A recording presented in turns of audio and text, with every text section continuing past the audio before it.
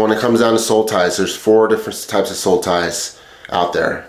We got sexual soul ties. So sexual soul ties are created when you have sex with someone. So that's why you got to be really careful who you sleep with. Ideally, you should wait until marriage, but if not, at least be very careful. Use your discernment, because if someone is wicked, or they're astray, they're secular, this could very much affect your own soul.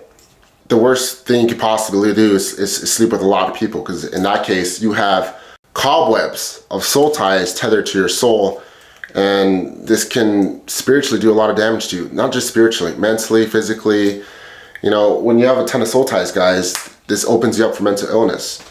I've known countless women that in their 20s, they used to party with a bunch of men, and now they're mentally ill. Right? Some of them are schizophrenic, bipolar, borderline personality, all that stuff. So yeah, got to be really careful about sexual soul ties, unholy soul ties, which is a whole different topic. I'm gonna make a separate video about that one, but be very careful who you sleep with.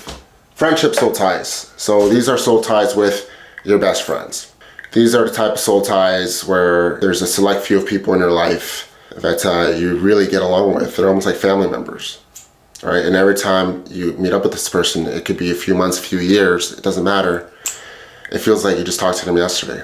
So these are amazing soul ties to have in your life. These are very fruitful relationships that are gifts from God, really.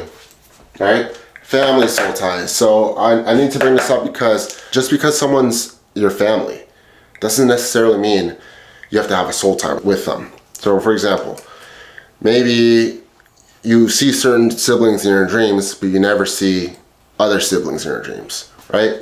So family soul ties are dependent on your soul, really, your connection with them.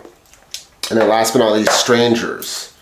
This has to do with acquaintances in your life that in your waking life, you don't really know them, but then you're spiritually connected with them on a deep level, and you haven't yet explored it. And I wanted to elaborate a little bit further too. So when it comes to friendship soul ties, you're gonna notice that certain people that are your friends never show up in your dreams, or you never really think about them. That's because you don't determine your soul ties. God determines your soul ties. Same thing with family members. There's a reason why all your family members don't show up in your dreams and certain ones do, and you have a special connection with certain ones because God determines these things.